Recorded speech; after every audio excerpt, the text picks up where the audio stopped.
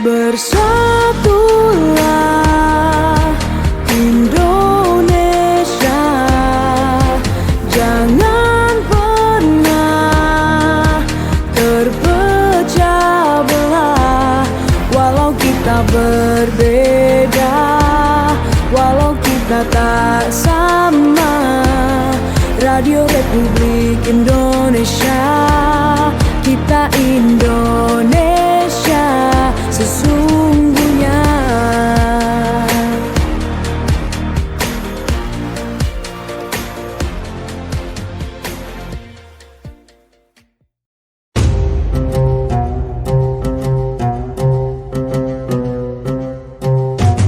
Semanis Kurma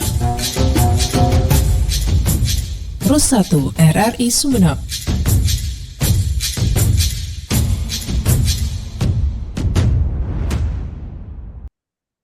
Bismillahirrahmanirrahim. Assalamualaikum warahmatullahi wabarakatuh. Selamat sore pendengar dimanapun Anda berada. Senang sekali saya Rina Deskianti menemani Anda. Saatnya kita berada di program spesial Ramadan di Semanis Kurma.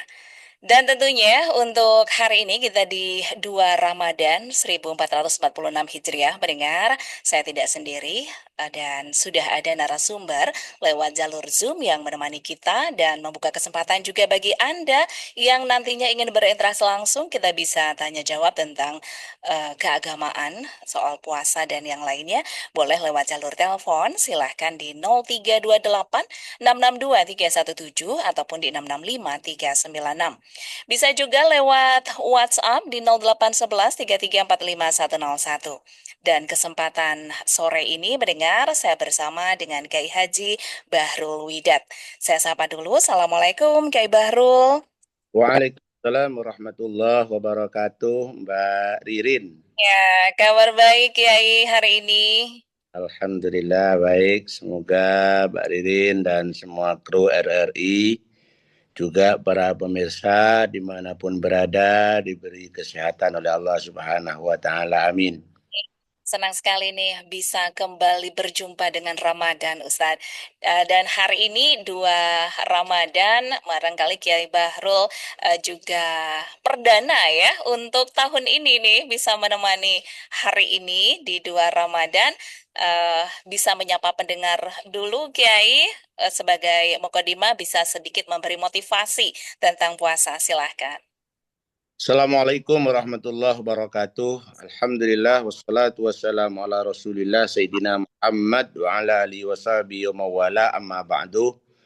Segenap kru Radio Republik Indonesia Stasiun Sumeneb beserta para pendengar yang dimuliakan Allah Subhanahu wa Ta'ala, bahwa kita sekarang sudah alhamdulillah masuk pada hari yang kedua di bulan Ramadan.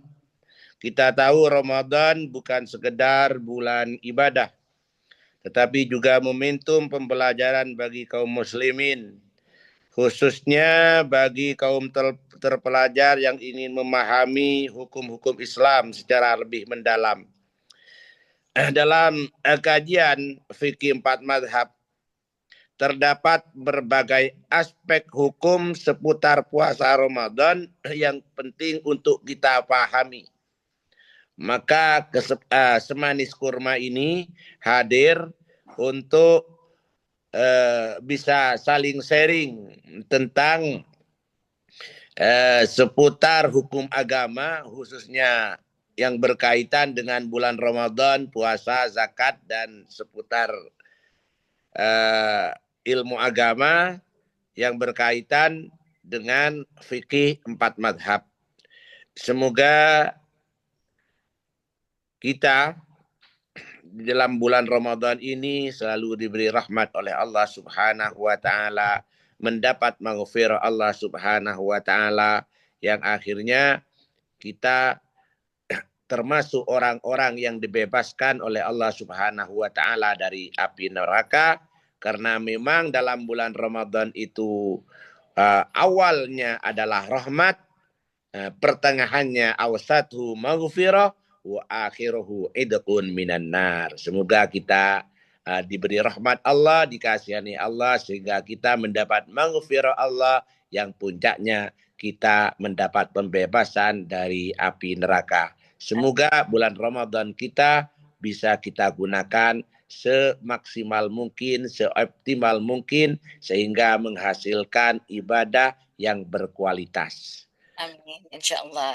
Baik, Ustadz, langsung saja kita terima nih untuk pendengar yang ingin bergabung ya, lewat jalur telepon di 0328662317 ataupun di 665 396. Assalamualaikum. Halo, Assalamualaikum. Assalamualaikum. Waalaikumsalam warahmatullah. Dengan siapa di mana, Bapak? Dengan Putra Setia. Di Tondok Raas ya. Betul sekali, Mbak Ririn. Ini setia sekali dengan pagi, semanis kurma di Pro 1. Iya. Setiap tahunnya saya tidak putus-putus untuk mengakses acara tersebut, Mbak Ririn. Iya, oke. Ada yang ingin ditanyakan? Assalamualaikum Bapak Kiai Bahrul. Assalamualaikum warahmatullahi Mas Ipung Tonduk Raas. Iya, terima kasih Kiai. Saya mau tanya, ketika Sang Rasul menghadapi Isra Mi'raj, selain daripada perjalanannya dari Masjidil Aqsa ke Masjidil Haram ke Masjidil Aqsa, itu kan menerima perintah sholat yang 50 menjadi 5 waktu.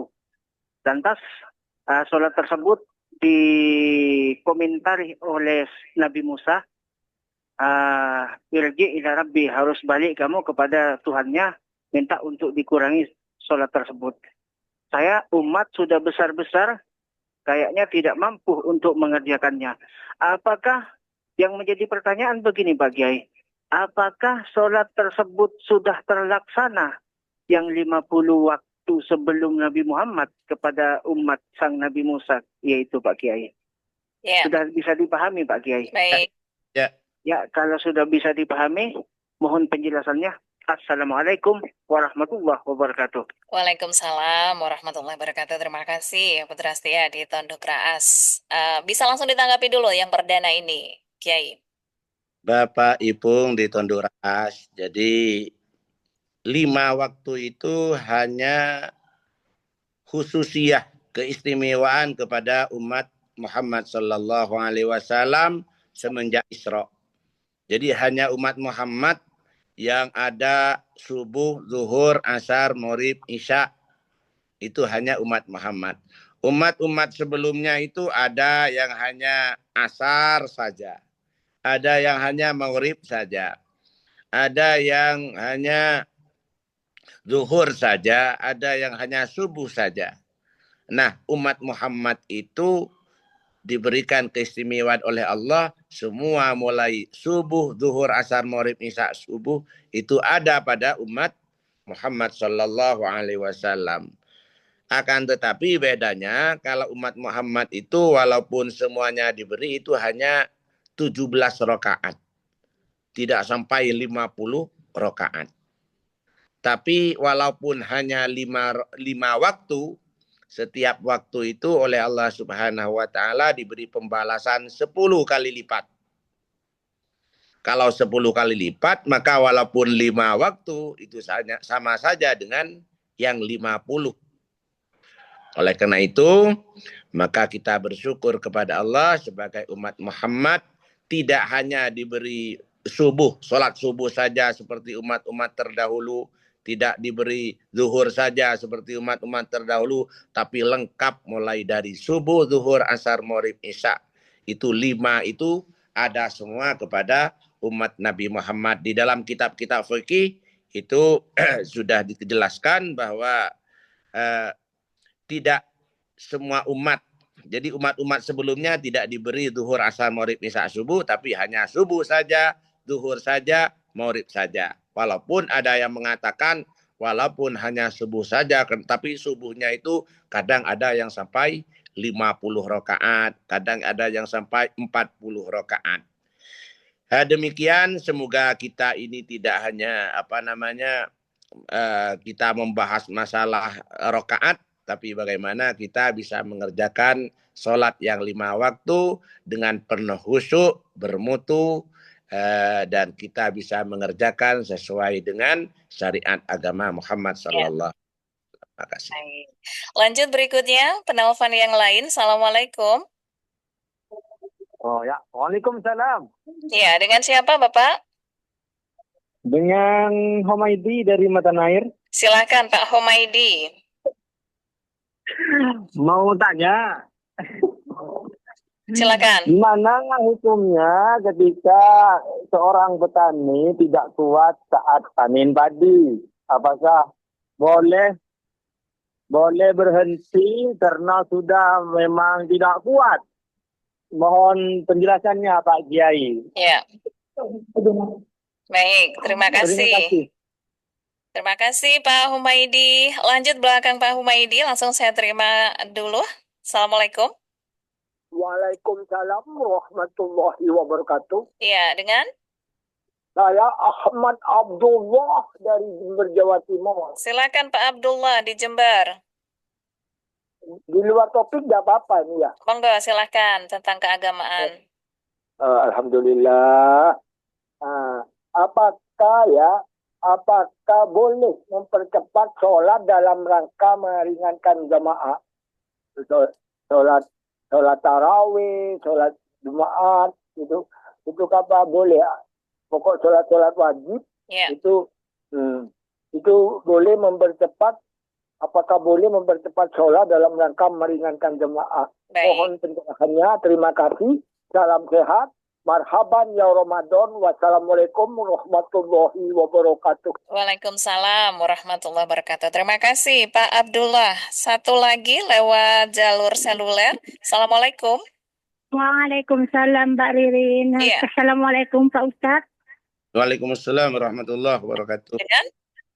Dengan Susana Mbak Ririn. Silakan. Mau nanya tentang orang yang meninggal dunia Pak Ustadz di hari Jumat. Apa orang itu punya kelebihan atau gimana Pak Ustadz? Ya, Mohon penjelasannya. baik. Ya, Assalamualaikum warahmatullahi wabarakatuh. Waalaikumsalam warahmatullahi. Terima kasih Mbak Susana. Bisa ditanggapi Kiai dengan 3 penelpon tadi. Yang pertama dari Pak Hamidi ya, petani nih lagi panen padi udah nggak kuat, boleh nggak gimana Kiai? Ya, jadi dalam fikih Islam orang yang bekerja berat seperti petani yang sedang panen memiliki keringanan dalam berpuasa. Hukum tidak berpuasa bagi mereka itu tergantung dari beberapa kondisi. Jika pekerjaan benar-benar berat dan mengancam kesehatan, maka jika puasa menyebabkan kelemahan ekstrim yang bisa membahayakan tubuh, maka diperbolehkan untuk berbuka. Namun tetap wajib mengganti yakni qada di hari di luar Ramadan. Jika masih mampu berpuasa meski bekerja keras, maka jika pekerjaan berat masih dijalani dengan puasa tanpa membahayakan kesehatan, maka tetap wajib berpuasa. Oleh karena itu, maka orang itu setiap malam tetap wajib niat berpuasa. Ketika sudah siangnya ada pekerjaan berat, kalau dilakukan pada bulan Syawal itu sudah tidak bisa karena mungkin sudah rusak dan tidak bisa dikerjakan pada waktu malam, akhirnya maka harus dikerjakan pada waktu siang. Nah, ketika di waktu siang itu bekerja kok ternyata dalam kondisi sampai kepada batas darurat sehingga sampai lemah sekali, maka itu diperbolehkan untuk berbuka puasa, untuk membatalkan puasanya, untuk diganti di luar Ramadan. Hanya saja kata ulama bahwa Allah Subhanahu wa Ta'ala itu Maha Tahu. Memang kita pada saat itu dalam kondisi oleh Allah lebih senang berbuka, membatalkan puasanya. Apa kira-kira Allah lebih senang untuk terus berpuasa? Allah yang Maha Tahu dalam kondisi setiap manusia. Demikian. Ya, yang kedua tadi, bolehkah mempercepat sholat ketika berjamaah seperti tarawih dan yang lainnya dari Pak Abdullah? Jadi mempercepat sholat itu, jadi kalau menjadi imam itu terserah daripada kondisi daripada makmumnya. Makanya kalau sampai panjang, sampai lama, itu harus seridho daripada para mukmin. Maka Rasulullah pernah menegur seseorang yang sholat terlalu cepat dan mengatakan bahwa ia belum benar-benar sholat karena tidak melakukan tumak nina. Tapi di sisi lain Rasulullah juga memperpendek sholat ketika mendengar tangisan bayi agar tidak memberatkan kepada ibu sang bayi. Ini menunjukkan bahwa ada keseimbangan antara ketegasan dalam aturan dan fleksibilitas dalam kondisi tertentu. Oleh karena itu, maka dalam sholat itu apalagi menjadi imam itu harus tahu kondisi makmumnya, jangan terlalu cepat, karena kalau terlalu cepat itu ada orang sholat terlalu cepat, akhirnya dalam hadis Bukhari dan Muslim ditegur oleh Rasulullah. Tapi juga Rasulullah pernah menegur seorang imam sholat yang terlalu lama sholatnya sampai makmumnya itu yang sampai mengeluh. Dan Rasulullah sendiri pernah menjadi imam itu dipercepat sholatnya karena mendengar tangisan bayi agar tidak memberatkan kepada ibu, kepada si anak yang sedang sholat tersebut. Oleh karena itu, maka silahkan melihat daripada kondisi dari makmumnya. Kalau ada di Indonesia, mungkin kalau sholat sampai 1 juz, 2 juz dalam setiap tarawih, itu mungkin sudah melampaui batas. Tapi kalau ada di tempat seperti di Pakistan, di luar negeri, itu memang banyak sholat-sholat itu yang setiap tarawih sampai 1 juz, sampai 2 juz, itu sudah rata-rata seperti itu. Ya. Oke, tadi yang ketiga tentang meninggal di hari Jumat, Kiai. Apakah punya kelebihan? Meninggal di hari Jumat itu adalah memang ada keistimewaannya, termasuk orang yang meninggal di bulan puasa ini. Di antara keistimewaan orang yang meninggal pada hari Jumat atau malam Jumat diselamatkan dari siksa alam barzakh.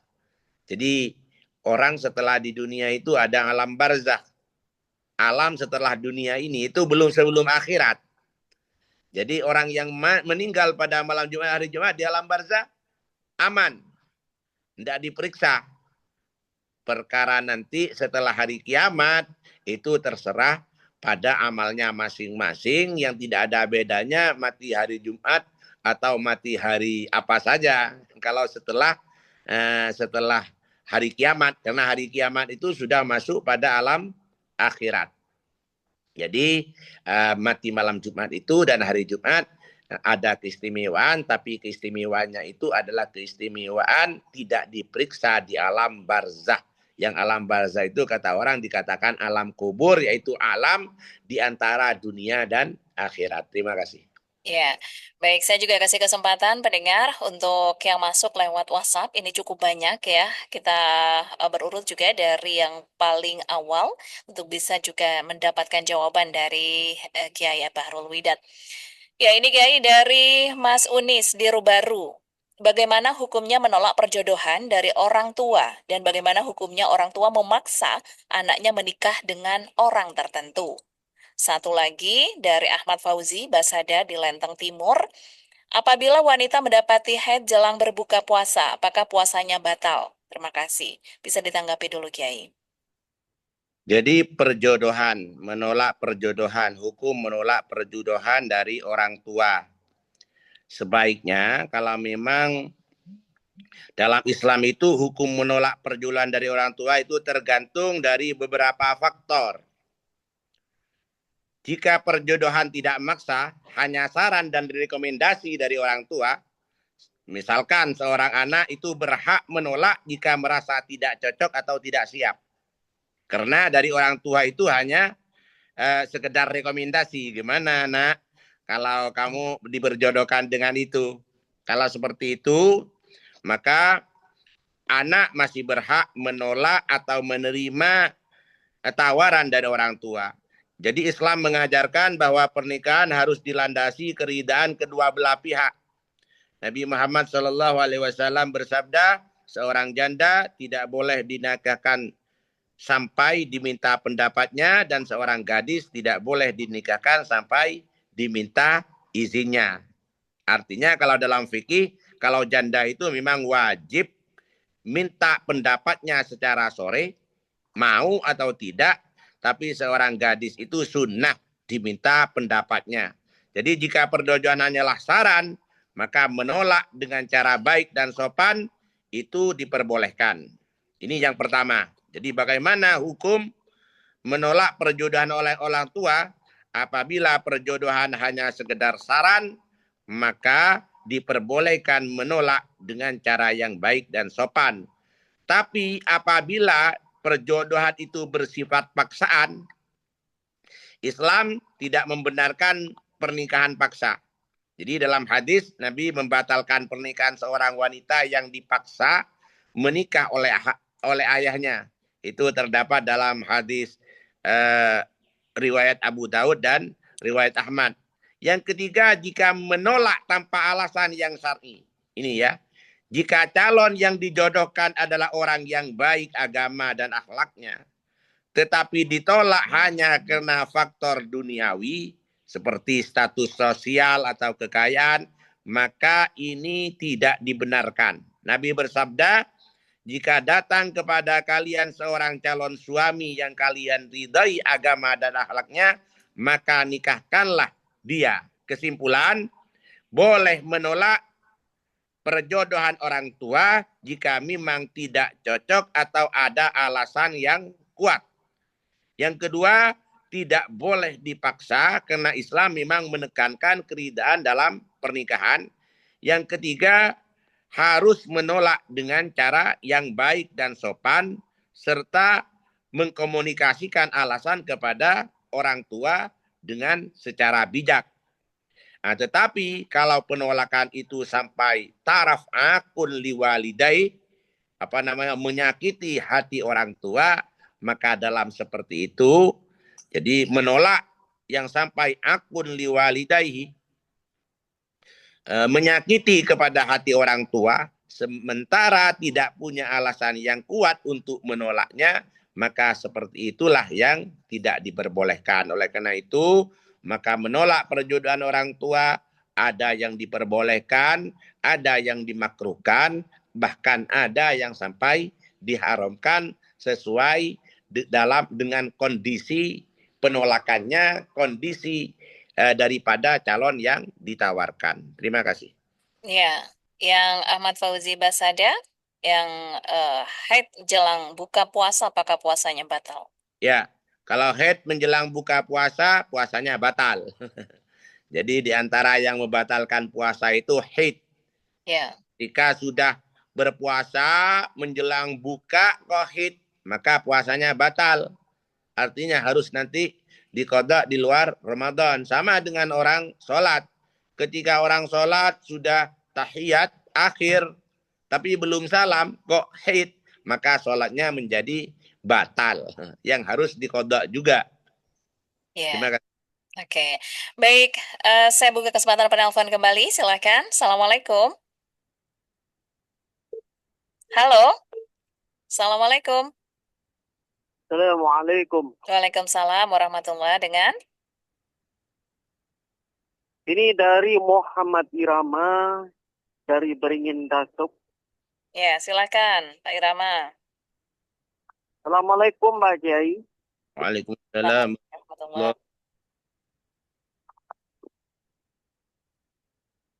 Ini terkait dengan Sama. yang mati hari Jumat. Seumpamanya ya, ada orang yang enggak sholat, ada orang yang enggak sholat, dia mati hari Jumat. apakah juga akan mendapatkan keistimewaan juga? Itu. Ya, Umpamanya ada orang mati hari Jumat, sedangkan dia tidak sholat, tidak berpuasa.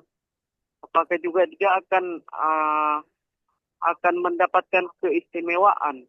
baik. Umpamanya mati hari Jumat atau mati di bulan Ramadan. Mohon penjelasan.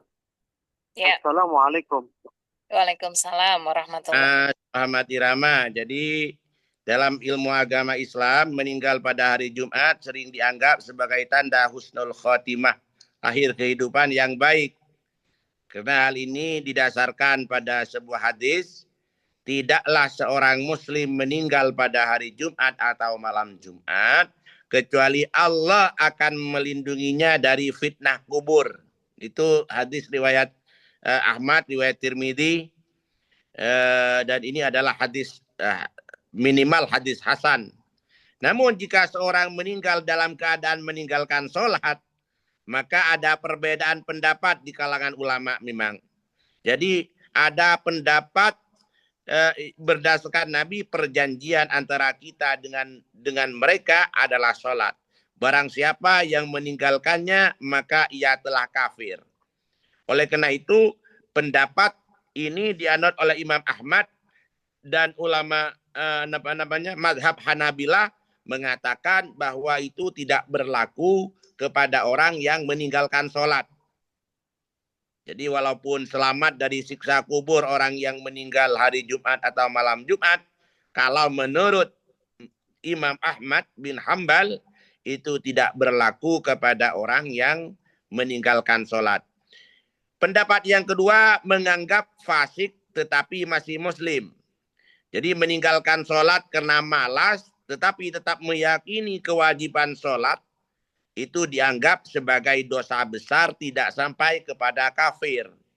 Ini adalah pendapat mayoritas ulama. Dan menurut pendapat yang kedua ini, orang yang meninggalkan sholat, orang yang tidak sholat tapi mati pada hari Jumat atau malam Jumat, maka tidak disiksa di alam barzah, tapi disiksa di alam akhirat. Saya katakan tadi bahwa setelah dunia ini orang meninggal itu masuk alam barzakh, yaitu alam di antara akhirat dan dunia. Bagi orang yang meninggal hari Jumat malam Jumat tidak diperiksa. Tapi begitu setelah hari kiamat nanti masuk pada alam akhirat, itu tergantung daripada amalnya masing-masing. Ini menurut pendapat yang kedua. Terima kasih. Baik, saya terima penelpon kembali. Assalamualaikum. Waalaikumsalam warahmatullahi wabarakatuh. Iya, dengan? Ini dengan Mas Soleh yang ada di kawasan Ganding. Silakan Pak Soleh. Ya, Assalamualaikum Mbak Kiai Bahrul. Salam. Sehat Mbak Kiai. Sehat, dengan sehat. Alhamdulillah sehat. Semoga Pak Soleh sehat. Alhamdulillah. Dan gula akhirnya bertanya kan mengenai orang tak sholat Jumat kan. Saya pun menabi kalau kaleh berturut-turut kadang itu jadi orang munafik. Le saya tanya kirsan kau lah menabi orang tunanitra. Le karena jauh ketipun apa kadin toh? Hanya lupa mangki kadin toh.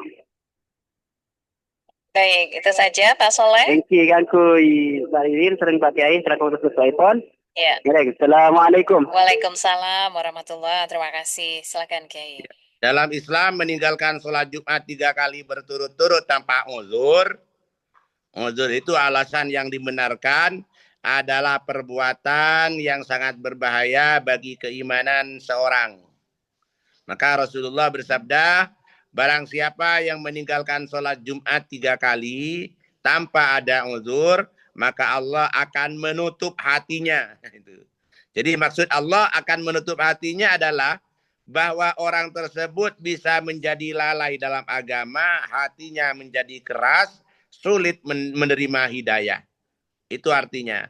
Namun jika ada uzur yang sah, seperti contoh tadi adalah orang yang buta. Orang buta sementara tidak ada orang yang akan menuntunnya. Atau ada orang yang menuntunnya, tapi harus membayar ongkos di atas rata-rata, maka seperti itu tidak mendapat ancaman. Karena ini adalah ancaman kepada orang yang meninggalkan sholat Jumat, itu adalah ancaman kepada orang yang meninggalkan sholat Jumat tanpa uzur. Termasuk tidak ada uzur, walaupun buta, apabila ada orang yang menuntunnya, atau tidak ada yang menuntun gratis, tapi ada yang menuntun harus membayar tapi dengan upah biasa. Jadi kaprahnya orang nuntun orang buta berapa, umpamanya 5.000, ya tetap ternyata minta 5.000. Maka seperti itu tetap wajib melaksanakan sholat Jum'ah. Dan bila meninggalkan sholat Jum'ah, itu mendapat ancaman-ancaman untuk orang meninggalkan sholat Jumat.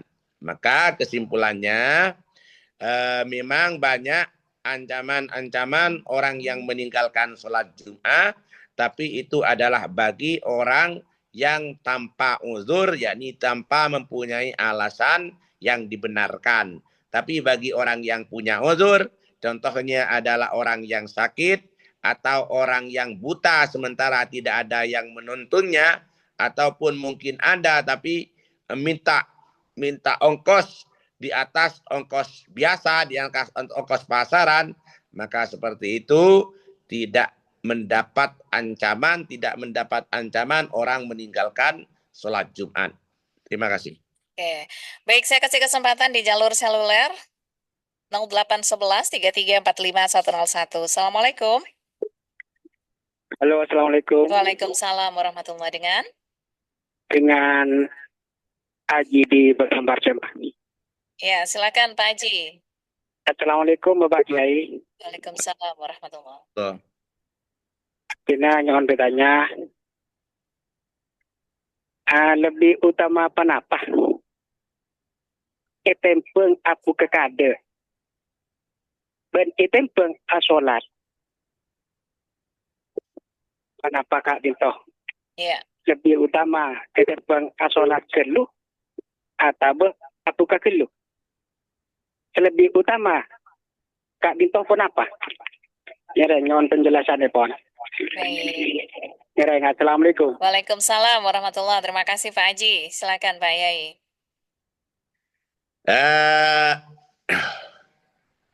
Jadi terdapat perbedaan pendapat di kalangan ulama mengenai ponapa lebih utama abu kakade marin kain tobas asolat, ponapa asolat maurib kade marin kain tobas namanya mana dengan tenang bisa makan yang banyak. Panika beda dalil apa? Beda perbedaan pendapat.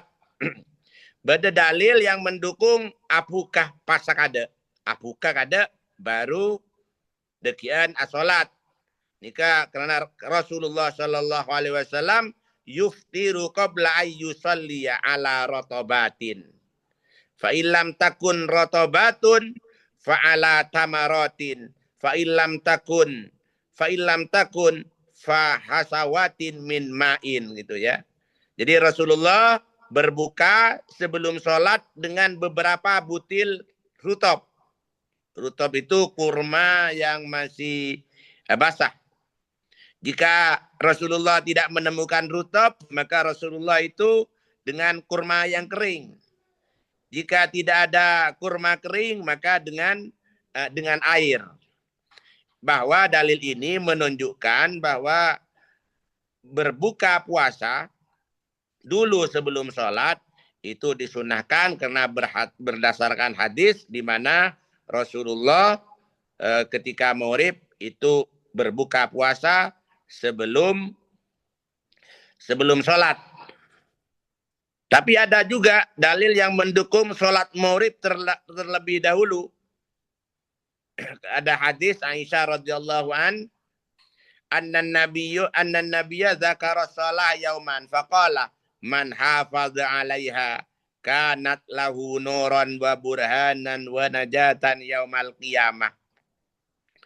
Jadi berdasarkan hadis ini ulama, barang siapa suatu hari menyebutkan sholat dan bersabda, barang siapa yang menjaganya, maka sholat itu akan menjadi cahaya, bukti, dan keselamatan bagi hari kiamat. Oleh karena itu, kalau lihat dari referensi kitab, memang ada dalil yang mendukung berbuka puasa terlebih dahulu, dan ada dalil yang mendukung sholat maghrib terlebih dahulu. Kemudian oleh ulama ini terserah daripada kondisi masing-masing. Kalau memang kondisinya itu memang lebih enak, kondisi dirinya lebih enak untuk sholat dulu tanpa mengurangi kehusuan, maka sebaiknya sholat dulu. Tapi kalau kira-kira mengurangi kehusuan, nanti kalau sholat nanti maka ingat makanan, ingat minuman, atau bahkan terburu-buru, maka dalam kondisi seperti itu, maka sebaiknya berbuka puasa dulu sebelum sholat. Karena takjil itu ya, jadi takjilul fitri itu termasuk yang dianjurkan oleh syara. Oleh karena itu, maka ada ulama yang menengahi masalah itu, yaitu ketika sudah azan dikumandangkan, kita makan beberapa kurma saja dan minum beberapa teguk air, setelah itu langsung melaksanakan sholat. Kalau seperti itu, maka kesunatan mendahulukan berbuka itu didapat, kesunatan sholat di awal waktu juga didapat kalau seperti itu. Ya. Terima kasih. Baik, lanjut lagi pendengar yang ingin bergabung. Assalamualaikum. Halo. Halo, Assalamualaikum. Waalaikumsalam warahmatullahi wabarakatuh. Dengan Pak Dirahwi yang benar. Pak Cirahwi, Raat silakan. Yang benar mohon penjelasan masalah tentang masalah puasa. Ya. Kak Dinto waktu pun puasa, kalau pai Kak Dinto aing kurapat, napa betal napa pentan tak kalau duk cuman kalau pai amor kemor. Kino na penjelasan. Baik. Iya. Terima kasih Pak Cirahwi di Ban Raas. Bisa ditanggapi Pak Yai. Ya. Berkumur di saat berpuasa itu tidak membatalkan kepada puasanya. Karena yang membatalkan puasa itu adalah menelan. Kata-kata menelan itu adalah kepada bagian dalam. Kalau masih di dalam mulut ini masih belum dikatakan bagian dalam untuk orang yang berpuasa. Jadi kalau hanya berkumur tidak membatalkan puasa. Yang membatalkan puasa itu berkumur sambil menelan air kumurnya. Memang ya, orang itu kadang takut ketika mau wudhu di bulan puasa, takut untuk berkumur. Padahal memang berkumur itu adalah sunat wudhu, baik di waktu puasa atau di luar puasa. Tapi dengan catatan memang berkumur tidak sambil menelan daripada air kumurnya, harus diludahkan. Harus diludahkan. Perkara nanti ada sisa air yang di mulut, kemudian kena telan, itu tidak membatalkan kepada puasanya. Demikian. Baik. Selanjutnya di WhatsApp nih, hamba Allah 0856468499 sekian. Bagaimana cara zakat untuk anak dan istri saya dan berapa takarannya? Silakan Pak Yai. Jadi zakat itu selain kita wajib zakat untuk diri kita sendiri, harus membayar zakatnya istri. Termasuk istri yang ditalak selama masih dalam iddah.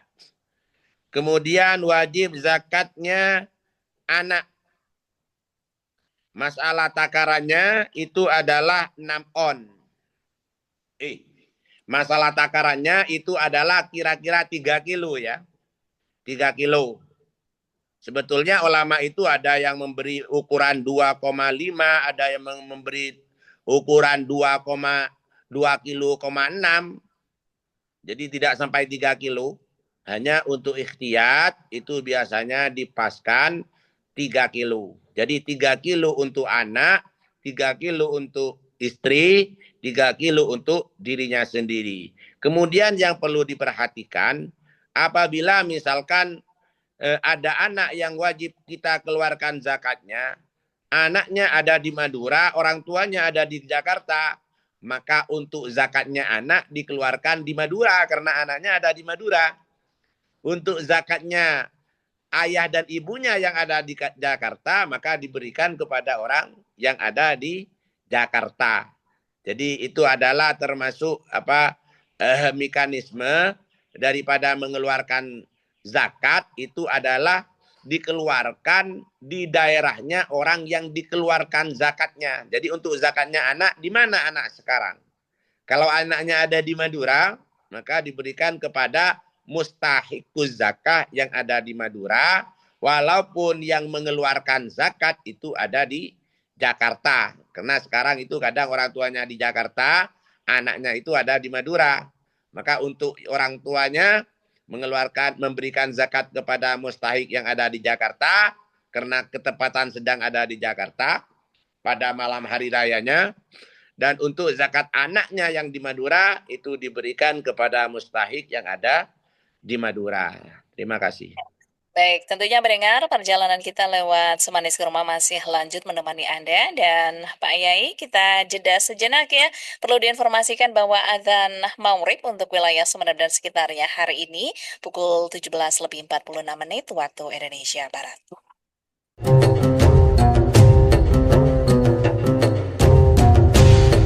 Anda sedang bersama Pro 1 RRI Sumeneb di program Semanis Kurma.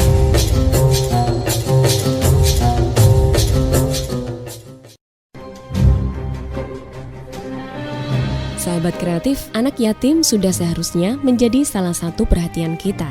Ada banyak manfaat dan keutamaan menyayangi anak yatim yang mendatangkan banyak sekali dampak positif dalam kehidupan kita. Tahukah kamu, kata yatim disebutkan sebanyak 23 kali dalam Al-Quran loh. Al-Quran secara tegas mengatakan, anak yatim adalah sosok yang harus dikasihi, dipelihara, dan diperhatikan. Nah, agar Allah melembutkan hati kita untuk menyayangi mereka, yuk ketahui 7 keutamaan menyayangi anak yatim dalam Islam. Pertama, meraih peluang menjadi teman Rasulullah SAW di surga. Siapa sih yang gak pengen jadi temannya Rasulullah? Orang yang memelihara anak yatim akan masuk surga, berdekatan dengan Rasulullah SAW, seperti dekatnya jari telunjuk dengan jari tengah. Sahabat kreatif bisa cek dalilnya melalui hadis riwayat Bukhari. Kedua, pengasuh anak yatim dijamin masuk surga. Rasulullah SAW bersabda, orang yang memelihara anak yatim di kalangan umat muslimin, memberikannya makan dan minum, pasti Allah akan memasukkan ke dalam surga, kecuali ia melakukan dosa yang tidak bisa diampuni. Hadis riwayat Tirmizi dari Ibnu Abbas. Yang ketiga, mendapatkan predikat abror atau soleh atau taat kepada Allah. Nah, keutamaan menyantuni anak yatim dan memberi makan anak yatim dan orang miskin merupakan tanda orang-orang yang abror. Sahabat kreatif bisa cek ya dalilnya dalam Al-Quran, surat Al-Insan ayat 5 dan 6. Keempat, memperoleh pertolongan dari Allah Subhanahu wa Ta'ala. Menolong anak-anak yatim dalam berbagai bentuk kepedulian nyata merupakan ibadah yang akan mendatangkan pertolongan Allah. Rasulullah SAW bersabda, barang siapa yang menghilangkan kesusahan orang mukmin di dunia, maka Allah akan menghilangkan kesusahannya di dunia dan akhirat. Hadis riwayat Bukhari dan Muslim. Kelima, menghindarkan dari siksa akhirat. Memelihara atau mengasuh anak yatim adalah kewajiban yang tegas-tegas Allah perintahkan melalui ayatnya dan sabda Rasulullah. Yang keenam, investasi amal untuk akhirat. Rasulullah SAW bersabda, jika manusia mati, maka terputuslah amalnya, kecuali 3 perkara, sedekah jariah, ilmu yang bermanfaat, dan anak soleh yang selalu mendoakannya. Hadis riwayat Muslim dan Abu Hurairah. Yang terakhir atau yang ketujuh, menggapai keberuntungan dan menjadi yang terbaik. Sahabat kreatif, keutamaan menyantuni anak yatim merupakan salah satu bentuk ibadah sosial dalam rangka amar ma'ruf atau mengajak kebaikan dan nahi mungkar, melarang berbuat maksiat. Nah, itu tadi 7 keutamaan menyayangi anak yatim dalam Islam. Semoga membuat kita semakin semangat untuk lebih peduli kepada mereka.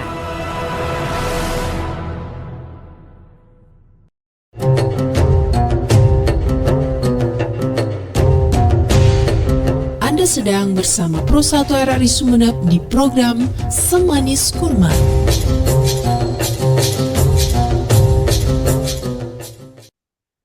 Dan terima kasih pendengar Anda masih bersama Pro 1 RRI Sumeneb lewat Semanis Kurma, sajian spesial Ramadan di ruang dengar Anda.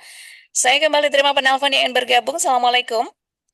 Waalaikumsalam warahmatullahi wabarakatuh. Ya, dengan siapa Bapak? Pantian, Mbak Rin. Pak Misno? Ya, alhamdulillah wa syukurlah. Baik, silakan Pak Misno. Assalamualaikum, ke.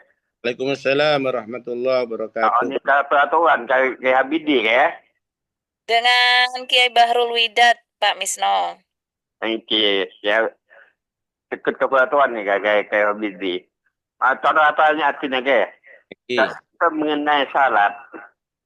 Salat kadit ke Rasulullah tak larang dan tak salat engki, tak puasa engki, maksiat engki.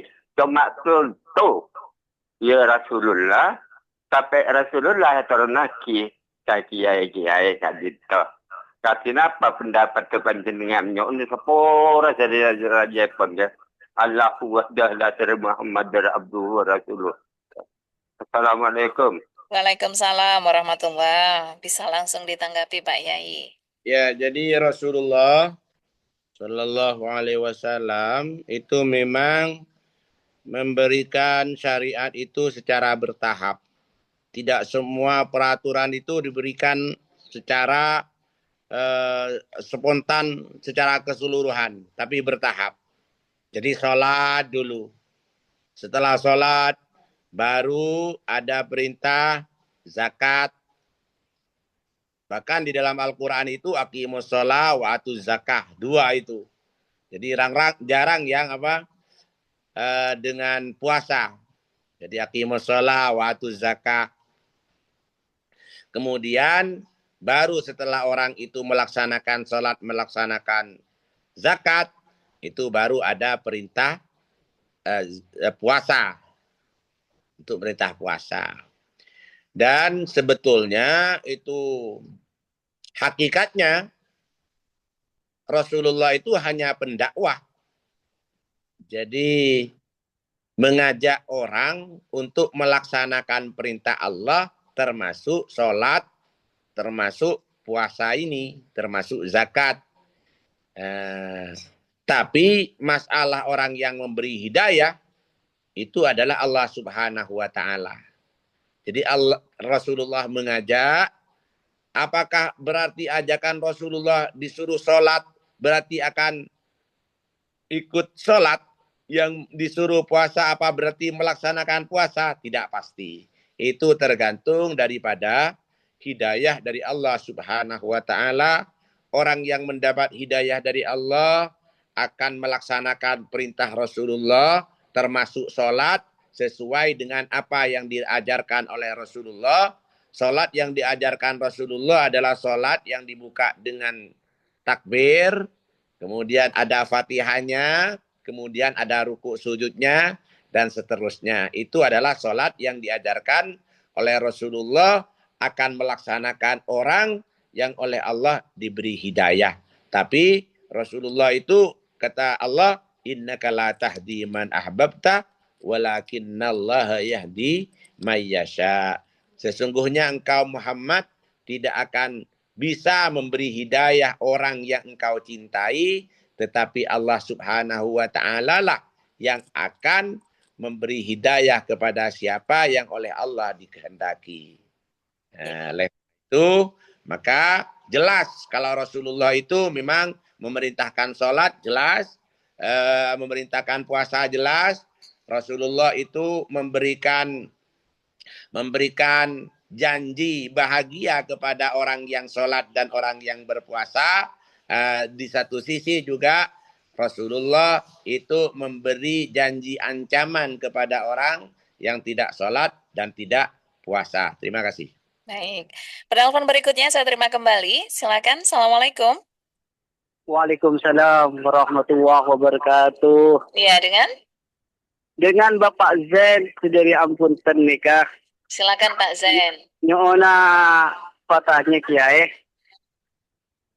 katinapa ho goma bila kuburan makin mereka pasal ke bayi jompo. Begitu apa nikah oleh apapun atau katinapa nyohon apa mangki jae. Di telepon. Assalamualaikum Baik. warahmatullahi wabarakatuh. Waalaikumsalam warahmatullah. Terima kasih Pak Zain di Ambuntan. Bisa langsung ditanggapi Pak Yai. Jadi ada membangun rumah di atas kuburan. Dalam masalah ini para ulama telah sepakat bahwa membangun rumah di atas kuburan untuk ditempati adalah haram kalau pas di atasnya. Karena bertentangan dengan kehormatan kuburan yang harus dijaga. Maka Rasulullah Shallallahu Alaihi Wasallam bersabda, la taj'alu buyutakum maqabir, wa inna syaitana yanfiru minal baiti alladhi tuqra'u fihi suratul Baqarah. Janganlah kalian menjadikan rumah-rumah kalian seperti kuburan. Sesungguhnya setan akan lari dari rumah yang dibacakan di dalamnya surat Baqarah. Jadi ayat ini menunjukkan bahwa kuburan bukan tempat untuk dihuni atau digunakan sebagai rumah. Ada lagi larangan membangun di atas kuburan. Jadi naha Rasulullah ayyujassisal qabra wa ayyak ada alaihi wa ayyabna alaihi. Jadi Rasulullah melarang mengapur kuburan, duduk di atas kuburan, dan membangun di atas kuburan. Maka karena itu Imam An-Nawawi dalam syarah Sahih Muslim menjelaskan bahwa larangan ini mencakup semua bentuk bangunan di atas kuburan, baik berupa rumah, rumah masjid, atau bangunan lainnya. Akan tetapi memang apabila ada ulama itu yang mengatakan kelanjutannya, kalau memang mayatnya kira-kira sudah hancur, dan hancurnya mayat itu tergantung daripada keadaan tanah, tanya kepada ahli tanah, maka dalam keadaan sudah hancur seperti itu ada yang mengatakan boleh dibangunkan rumah di atasnya dengan catatan tanahnya itu adalah tanah hak milik sendiri, bukan tanah apa yang diwakafkan untuk penguburan. Maka dari itu kesimpulannya, jadi memang tidak boleh membangun rumah di atas kuburan, lebih-lebih apabila kuburannya itu adalah kuburan yang diwakafkan untuk menguburkan mayat, lebih-lebih apabila mayitnya itu belum hancur. Cuma ada ulama yang memperbolehkan membangun di atas kuburan dengan catatan satu, tanahnya itu tanah hak milik, bukan tanah wakaf atau penguburan umum. Yang kedua, apabila mayatnya menurut ahli tanah itu sudah hancur. Demikian. Ya, baik. Silakan untuk pendengar yang lain yang kembali ingin bergabung 662317 ataupun di 665396, bisa juga di 0811 3345 101. Assalamualaikum. Halo, Assalamualaikum. Waalaikumsalam. Iya, Dengan Aci dari Depok, Mbak Ririn. silakan Pak Aci. Terima kasih. Sebelum bertanya, izinkan ngirim salam dulu untuk keluarga yang ada di Desa Beluk Raja, Dusun Beluk Tengah, Timur Somper, Mbak Ririn. Silakan pertanyaannya. Terima kasih. Pertanyaannya untuk ini Pak Kiai, istilahnya waktu yang tepat untuk melaksanakan sholat duha. Karena pada saat yang sama kemarin itu tidak sengaja melihat ada salah satu jemaah masjid melaksanakan sholat duha pas setelah detik selesai ini, jam waktu terbit matahari. Tahu saya sebelumnya waktu sholat duha itu setelah adanya bayangan dari matahari. Itu bagaimana Kiai yang benar Kiai? Terima kasih banyak Kiai. Baik. Terima kasih Pak Aci di Depok. Bisa ditanggapi Pak Yai, silakan.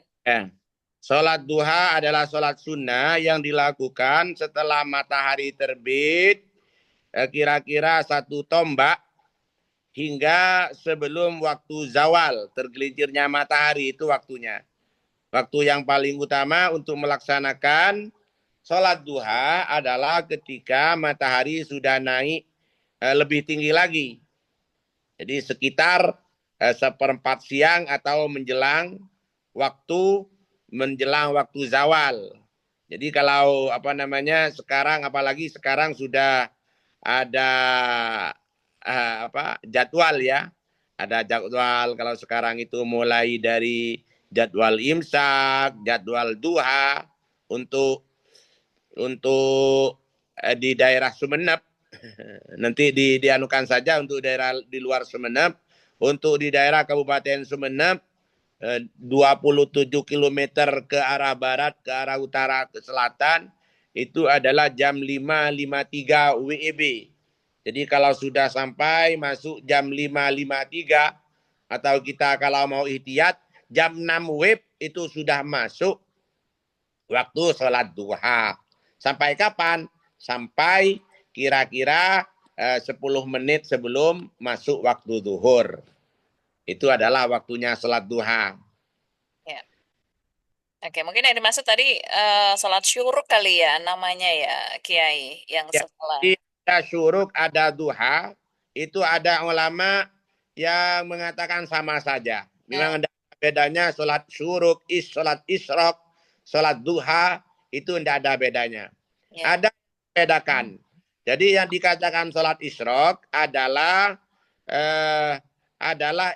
pada pagi-pagi benar. Jadi waktu orang sholat sunat setelah sholat subuh itu kan haram. Ya. Tapi kalau sudah matahari terbit sekitar 1 tombak, maka itu waktunya sholat isyraq. Kalau sudah lebih tinggi lagi, waktunya sholat duha. Itu untuk ulama yang membedakan antara sholat isyraq dengan sholat duha. Tapi ada ulama yang tidak membedakan. Sholat isyraq, sholat duha itu sama saja. Jadi sholat jam 6 WIB itu tetap sholat duha sekaligus sholat isyraq. Setelah itu juga tetap dikatakan sholat duha hingga waktu sedikit sebelum masuk waktu zuhur. Ya. Itu kita sekarang itu mudah memang ya. Untuk karena sudah ada jadwal, ada jadwalnya, ada jam, ada jadwal. Beda dengan zaman dahulu. Zaman dahulu tidak ada jam, tidak ada jadwal. Sekarang ada jadwal, ada jam. Tinggal menyocokkan kepada jadwal. Mengenai sholat isyraq dengan sholat duha, ada itu yang menyamakan, sama saja. Lain-lain nama saja, tapi sebetulnya hakikatnya sama. Ada ulama itu yang membedakan. Jadi kalau jam 6 WIB, itu namanya sholat isyraq. Tapi kalau sudah jam 9, itu namanya sholat duha. Terima kasih. Baik. Lanjut, Pak Kiai, ini dari Pak Ilyas Ali Akbar di Matanair. Dalam melihat hilal yang sangat diunggulkan apakah metode ru'yat atau hisab? Kayaknya pemerintah lebih dominan ke metode ru'yat. Mohon penjelasannya, Pak Kiai. Jadi metode sejak dulu itu untuk melihat hilal ya metode ru'yah. Karena memang tidak pernah Rasulullah itu pakai metode yang lain selain ru'yah, tidak pernah. Jadi tetap sumu li ru'yatihi waftiru li ru'yatihi. Tapi kita memang setelah zamannya sahabat itu memang ada orang yang memakai metode hisab, tapi kemudian hisab itu hanya untuk memprediksi saja. Jadi ru'yah tanpa hisab itu juga sulit, mungkin tidak bisa ya. Jadi kita ru'yatul hilal tanpa kita tahu ilmu falak. Itu mau dilihat yang mana? Tapi kalau tahu ilmu falak, tahu ilmu hisab, maka cara meru'yatnya itu nanti ada kira-kira sekian meter dari ufuk langit dan seterusnya itu. Jadi untuk memprediksinya itu memang adalah butuh ilmu hisab, ilmu falak. Tapi untuk mengkonfirmasi ketetapannya itu tetap kepada ru'yah, kepada ru'yahnya. Orang tahu ru'yah tapi tidak tahu falak, tidak bisa, tidak mungkin itu ya. Jadi orang tahu falak itu adalah untuk memprediksi nanti hilalnya itu di mana yang akan kita lihat.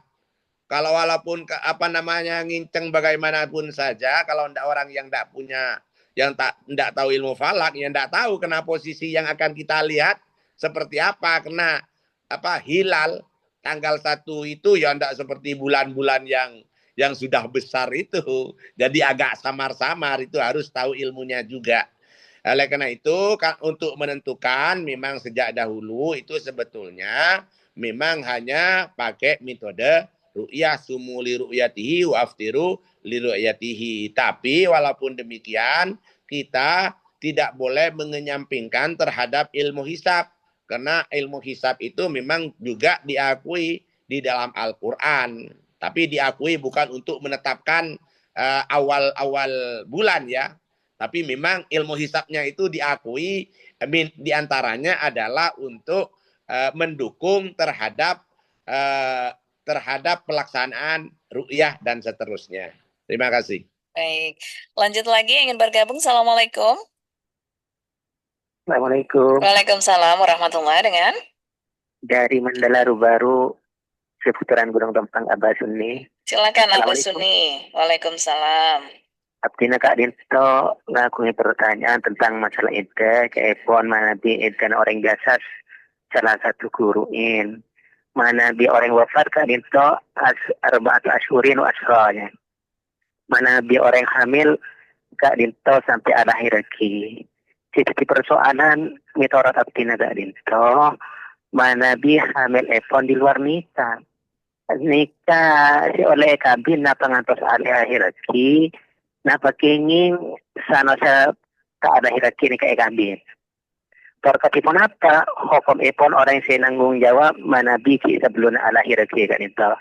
Manabi hamil ipon di luar nikah. Sekadinto, Assalamualaikum warahmatullahi wabarakatuh. Terima kasih Abah Sunni. Bisa ditanggapi Pak Yai. Jadi yang ada iddahnya itu adalah pernikahan. Kalau orang pacaran, orang yang pokoknya di luar nikah, itu tidak ada iddahnya. Oleh karena itu, maka ketika ada orang hamil, kalau hamilnya itu hamilnya dari pernikahan, ada suaminya, maka iddahnya itu setelah melahirkan. Tapi kalau hamilnya itu adalah hamil di luar nikah, maka itu boleh langsung dinikah. Jadi ada orang hamil, tapi hamil dari perzinahan, naudzubillah min dzalik. Maka orang yang sedang hamil zina itu boleh dinikah baik oleh yang melakukan zina ataupun oleh orang lain. Jadi kalau dalam masalah iddah itu hanya berlaku kepada pernikahan. Jadi mati suami yang sebab pernikahan atau dicerai oleh suami yang sebab pernikahan. Adapun sebab perzinahan itu tidak ada iddah di dalam perzinahan. Terima kasih. Baik. Dan satu penanya lagi. Assalamualaikum. Halo, Assalamualaikum. Oke, nampaknya terputus ya. Saya buka WhatsApp lagi.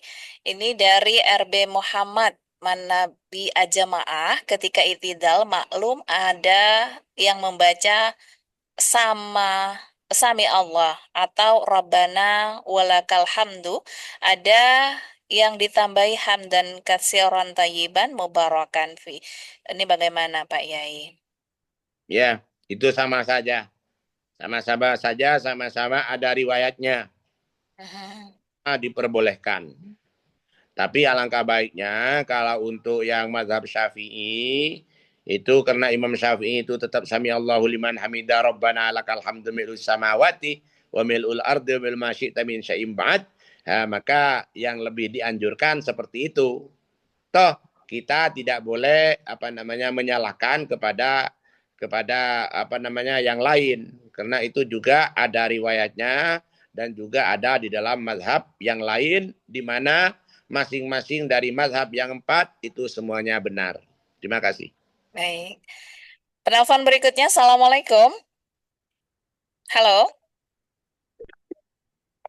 Ya, Assalamualaikum, dengan siapa? Assalamualaikum. Waalaikumsalam. Ya, dengan siapa Bapak? Terputus ya. Oke, terima kasih. Ini nampaknya penelpon terakhir nih saya terima untuk hari ini. Assalamualaikum. Waalaikumsalam, dengan kecil sekali suaranya, dengan siapa? Dengan Umar Faruk di Bundoto. Silakan Pak Umar Faruk. Masih udah tahu yang tempat ya. Ya, Ketika apa hukum ekor tentunya nerima sukat ekstra dari orang harus pakai pas sukat ekstra saya itu biasanya memberikan juga orang lain. Ketika apa hukum ekor ya, on penjelasan pun pakai. baik. Assalamualaikum. Waalaikumsalam warahmatullahi. Bisa ditanggapi Pak Yai, ini penanya terakhir. Kalau tidak keliru tadi saya menerima tugas zakat fitrah. Terus zakat fitrahnya diberikan kepada orang lain gitu ya. Ya. Jadi mungkin itu wakil ya. Jadi kalau menerima ini saya berikan zakat fitrah saya kepada mustahik umpamanya. Saya berkata kepada Zaid, ini zakat fitrahnya saya berikan kepada mustahik. Seperti itu boleh. Saya itu sebagai muzaki, orang yang berzakat. Zaid itu sebagai wakil. Di dalam zakat itu boleh diwakilkan untuk membagikan zakat. Jadi tidak harus diantarkan sendiri zakatnya, tapi boleh diwakilkan kepada orang lain.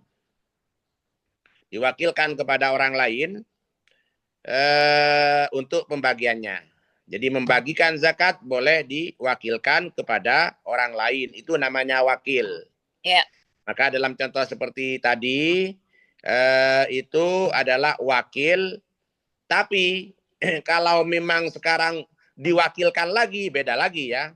Jadi saya muzaki, Zaid sebagai wakil. Kemudian Zaid memberikan langsung pada mustahik, itu boleh. Tapi kalau saya muzaki, orang yang berzakat, saya wakilkan kepada Zaid, kemudian Zaid mewakilkan lagi kepada orang lain tanpa seizin saya, itu yang tidak diperbolehkan karena terlalu banyak ya. Tapi kalau ya muzaki mewakilkan kepada Zaid, Zaid langsung memberikan kepada mustahik, seperti itu yang diperbolehkan. Ini mungkin kami terima kasih untuk Mbak Ririn yang telah kami. Mohon maaf kepada semua pendengar, mungkin ada yang kurang memuaskan dari kami. Wallahul muwaffiq ila aqwamit thoriq. Wassalamualaikum warahmatullahi wabarakatuh. Terima kasih juga Kiai Bahrul Wida telah menemani Semanis Kurma hari ini.